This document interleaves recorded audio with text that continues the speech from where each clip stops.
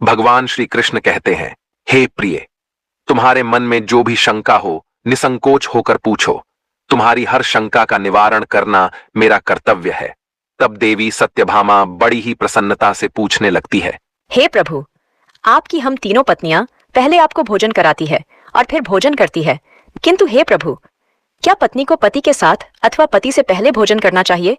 क्या ऐसा करना उचित होता है? हे प्रभु, ऐसा वह कौन सा पाप है जिसे करने से स्त्री नरकगामी बन जाती है? कृपया आप मेरी इस शंका का समाधान कीजिए। भगवान श्री कृष्ण मुस्कुराते हुए कहते हैं, आज तुमने समस्त मानव जाति के कल्याण के उद्देश्य से बहुत ही महत्वपूर्ण प्रश्न किया है। हे देवी, तुमने जो प्रश्न किया है उसका समाधान देवी सुदेवा की कथा सुनने से प्राप्त हो जाएगा। देवी सत्यभामा कहती है, हे प्रभु, ये रानी सुदेवा कौन थी? मेरे मन में उनके विषय में जानने की जिज्ञासा निर्माण हो रही है। श्री कृष्ण कहते हैं, तुम्हारे आग्रह पर आज मैं तुम्हें रानी सुदेवा की कथा सुनाता हूं। इस कथा में तुम्हें तुम्हारे सभी प्रश्नों के उत्तर मिल जाएंगे, इसीलिए इस कथा को ध्यानपूर्वक सुनो। जो भी मनुष्य इस कथा को ध्यानपूर्वक सुनता है और इसका प्रचार करता है वह सौभाग्यशाली बनता है, उसे कभी नरक की प्राप्ति नहीं होती है। भगवान श्री कृष्ण कहते हैं, हे सत्यभामा, फिर सुनो इस कथा को। प्राचीन काल में अयोध्यापुरी में महाराज इक्ष्वाकु राज्य करते थे। वे धर्म का पालन करने वाले, गुणवान, चरित्रवान और अत्यंत कुशल सम्राट थे। उनका विवाह काशी नरेश की पुत्री सुदेवा के साथ हुआ था। सुदेवा सत्य का व्रत पालन करने में तत्पर, चरित्रवान तथा महान पतिव्रता थी। महाराज इक्ष्वाकु पुण्यात्मा थे। उन्होंने अनेक यज्ञ तथा अनेक पुण्य के कार्य किए थे। उन्होंने देवालय बनवाए, पोखरे खुदवाए तथा वे साधु संतों की रक्षा में सदैव ही तत्पर रहते थे। महाराज इक्ष्वाकु के नगर के समीप एक घना जंगल था। उस जंगल में एक सूअर अपनी पत्नी और पुत्र पौत्रों के साथ रहा करता था। वह सूअर बड़ा ही विशालकाय और भयंकर आकार वाला था, जिससे सभी मनुष्य भयभीत रहते थे। उस सूअर के भय से मनुष्य उस वन के मार्ग से जाने से डरने लगते थे। फिर जब यह बात महाराज इक्ष्वाकु को पता चली तो उन्होंने उस सूअर का शिकार करने का सोचा। और फिर एक दिन महाराज अपनी पत्नी सुदेवा तथा अनेक सैनिकों और कुत्तों को लेकर उस वन में शिकार करने के लिए चले गए। वे इस भयंकर सूअर से नगर वासियों की रक्षा करने के लिए उस वन में उस सूअर का शिकार करने के लिए आ गए। जब उस भयंकर आकार वाले सूअर ने महाराज को वन की तरफ आता देखा तो वह सूअर अपनी पत्नी से कहने लगा, हे प्रिय, देखो, ये कौशल देश के महान सम्राट इक्ष्वाकु है। वे महापराक्रमी और महातेजस्वी हैं और वे इस वन में मेरी शिकार करने के लिए आ रहे हैं। इसमें तनिक भी संदेह नहीं है कि वे मुझ पर ही प्रहार करेंगे। महाराज बड़े पुण्यात्मा हैं। ये राजाओं के भी राजा है। समस्त विश्व इनके अधीन है। हे प्रिय, मैं तुम सबकी रक्षा करने के लिए अपना पराक्रम दिखाता हुआ महाराज के साथ युद्ध करूंगा। अगर युद्ध में मैंने इनको पराजित कर दिया तो तीनों लोकों में मेरी कीर्ति हो जाएगी, और यदि मैं इनके हाथ से मारा भी गया तो मुझे इस सूअर के जन्म से छुटकारा मिलेगा और मैं विष्णु लोक को चला जाऊंगा। हे प्रिय, तुम मेरा मोह छोड़कर हमारे पुत्र और पौत्रों को लेकर पर्वत की गुफा में चली जाओ। अब समय आ गया है कि मैं अपने पूर्व जन्मों के पापों से मुक्त हो जाऊं। जब महाराज के बाण मेरे शरीर को घायल कर देंगे तो एक एक बाण से मेरे पूर्व जन्म के पाप नष्ट हो जाएंगे। फिर उस सूअर की पत्नी बोलने लगती है, हे नाथ, हमारे बच्चे आपके ही पराक्रम और साहस के कारण इस वन में निर्भय होकर विचरण करते हैं। आप ही के कारण इन्हें शेर, सियार आदि जंगली जानवरों का भय नहीं है। आपके भीषण रूप को देखकर कोई भी शिकारी हमारी शिकार करने के लिए इस वन में नहीं आता है। अगर आपकी मृत्यु हो जाएगी तो फिर मेरी और हमारे पुत्रों की रक्षा कौन करेगा? पति के बिना मेरा क्या होगा? उत्तम सुवर्ण के गहने, आभूषण, वस्त्र पहनकर भी कोई भी स्त्री पति के बिना शोभा नहीं पाती है। आपके बिना मेरा जीवन भी नष्ट हो जाएगा। हे नाथ, आपके बगैर मैं जीवित नहीं रह सकती। हे नाथ, मैं सच सच कहती हूँ, आपके साथ यदि मुझे नरक में भी डाल दिया जाए तो भी मैं खुशी खुशी आपके साथ चली आऊंगी। आप भी हमारे साथ पर्वत की कंदर में चलिए, हम वहीं छिपकर बैठ जाते हैं। आप जीवन की इच्छा छोड़कर अपनी पत्नी और पुत्र को अकेला छोड़कर जा रहे हो, इससे आपको क्या लाभ होगा? फिर वह सूअर कहता है, हे प्रिय, तुम वीरों के धर्म को नहीं जानती हो, इसीलिए ऐसा कह रही हो। यदि शत्रु वीरों को ललकारता है तो वीर पुरुष को लोभ और भय से कायर की भांति ऐसे छिपकर नहीं भागना चाहिए। ऐसे पुरुष को 1000 युगों के लिए कुंभीपाक नरक में डालकर पकाया जाता है। आज महाराज इक्ष्वाकु हमारे पास युद्ध करने के लिए आए हैं। वे हमारे अतिथि हैं और अतिथि का अनादर नहीं करना चाहिए। अतिथि का अनादर साक्षात भगवान विष्णु का अपमान होता है। इसीलिए उनके साथ युद्ध करना मेरा कर्तव्य है।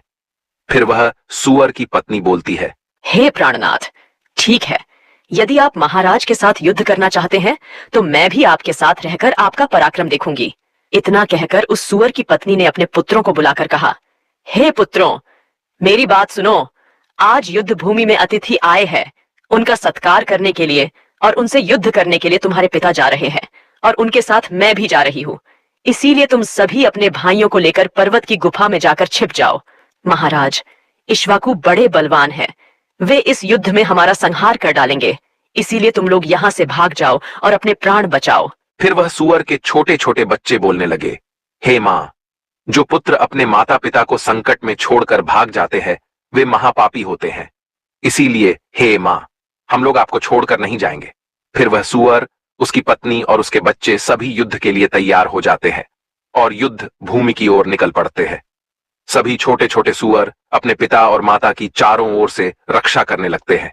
उधर महाराज इक्ष्वाकु अपनी सेना के साथ उस स्थान पर आ जाते हैं और अपने सामने खड़े सूअरों को देखकर बड़े बड़े शूरवीर योद्धाओं को सूअरों का शिकार करने के लिए आगे भेजते हैं। फिर सूअरों और राजा के सैनिकों के बीच भीषण युद्ध होता है। सभी एक दूसरे पर भीषण प्रहार करने लगते हैं। सूअर अपने दांतों से सैनिकों को मारने लगते हैं तो सैनिक अपने भालों से सूअरों को मारने लगते हैं। इस युद्ध में अनेक सूअर मर खप गए, कितने ही घायल हुए और महाराज के अनेक सिपाही भी मर गए और घायल हुए।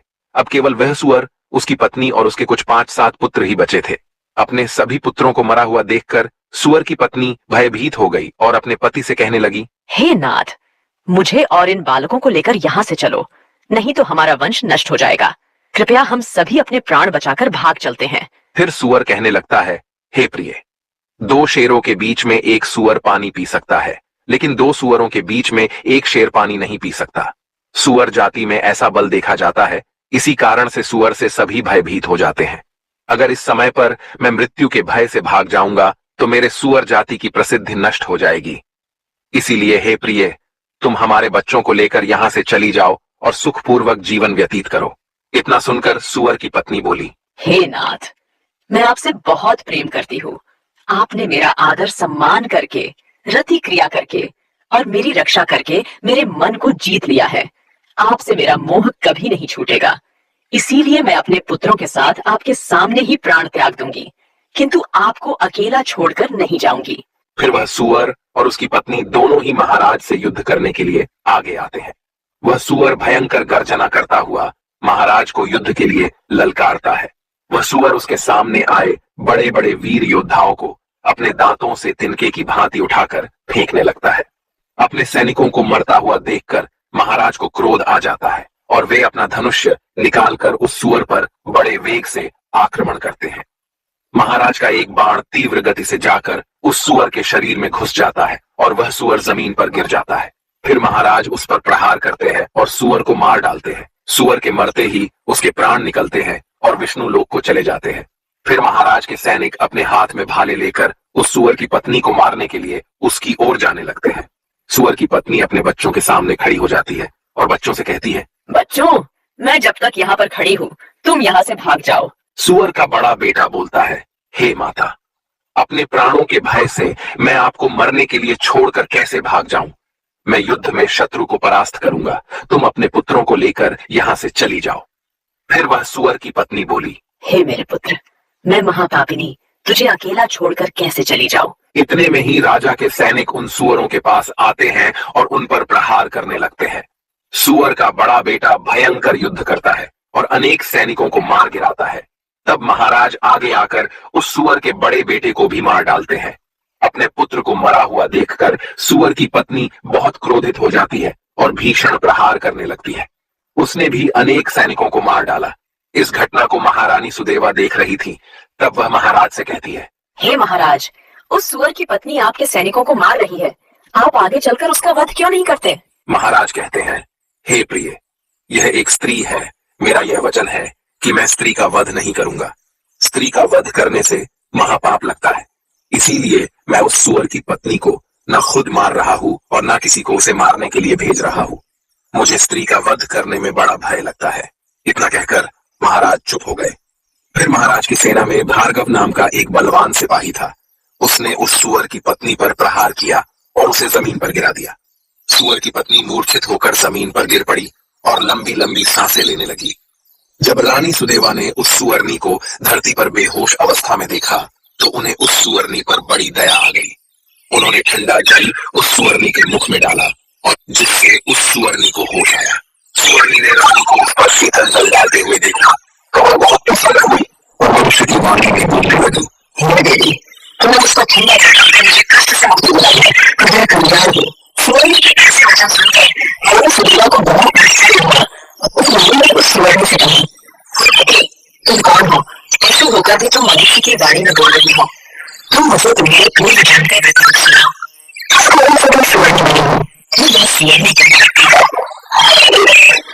मेरे पति ने पिछले जन्म में गिरी जन्म का अपमान किया था, इसी कारण से उन्हें सूर्य को जन्म प्राप्त हुआ है।